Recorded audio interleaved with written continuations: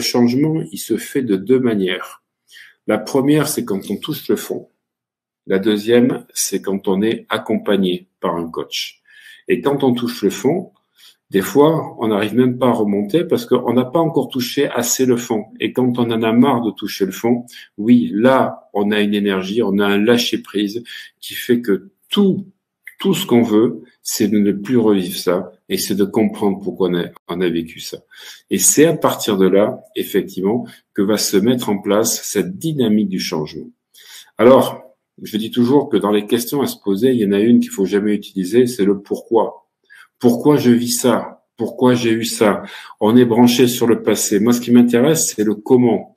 Comment je peux faire? Comment je peux m'améliorer? Comment je peux progresser?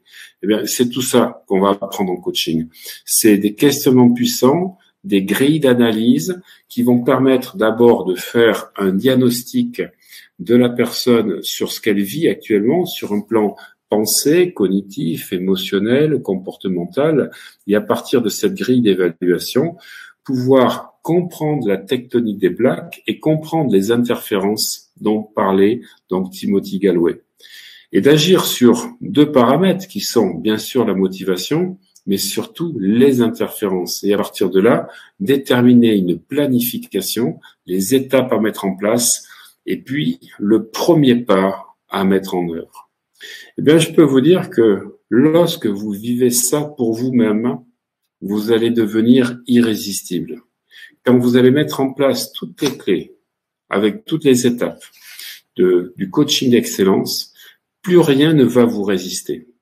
Pourquoi plus rien ne va vous résister? Parce que vous allez faire un travail de Karcher en vous pour éclairer toutes vos ombres, tout ce qui vous a pollué depuis des mois, des fois des années, et qui vous plombe, et vous savez que ça vous plombe, mais vous n'avez pas trouvé l'outil. Eh bien, quand on devient coach, on fonctionne pendant 6 mois. Ça dure 6 mois.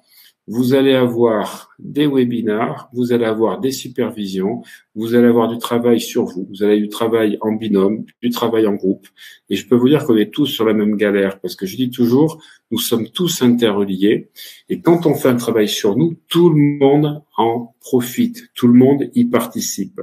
Et lorsque vous commencez à faire un travail sur vous, eh bien là, vous commencez à découvrir que vous avez tout en vous. Et lorsque vous comprenez d'où viennent vos peurs, d'où viennent vos blocages, votre potentiel est illimité. Mais ce travail, il demande de rentrer à l'intérieur de soi. Et pour ceux qui me connaissent, j'ai souvent parlé de travail personnel au vertical, c'est-à-dire le développement personnel vertical, c'est descendre à l'intérieur de soi. Et pas l'horizontalité qui est de dire je travaille sur l'avoir, pour faire plus ou pour avoir ça. Non, je travaille pour être différent. Et j'enseigne l'hypnose, j'enseigne tout un tas de choses. Ce sont des savoir-faire. Quand j'enseigne le coaching, je ne suis pas dans un savoir-faire, je suis dans un savoir-être. Et malheureusement, je vois très peu d'écoles qui parlent du savoir-être. On parle toujours d'apprendre des techniques, des compétences. Mais si vous ne les avez pas mises sur vous, si vous n'avez pas travaillé sur vous, eh bien le problème qu'il y a, c'est que ça ne sert à rien. Vous ne vibrez pas, vous ne raisonnez pas ça, vous n'êtes pas, on va dire, dans la compréhension du mécanisme. Vous allez lire quelque chose, mais vous n'allez pas l'incarner. Et pour l'incarner, eh bien il faut ouvrir la boîte de Pandore, voir ce qui se passe à l'intérieur, mettre un projecteur et comprendre ces mécanismes.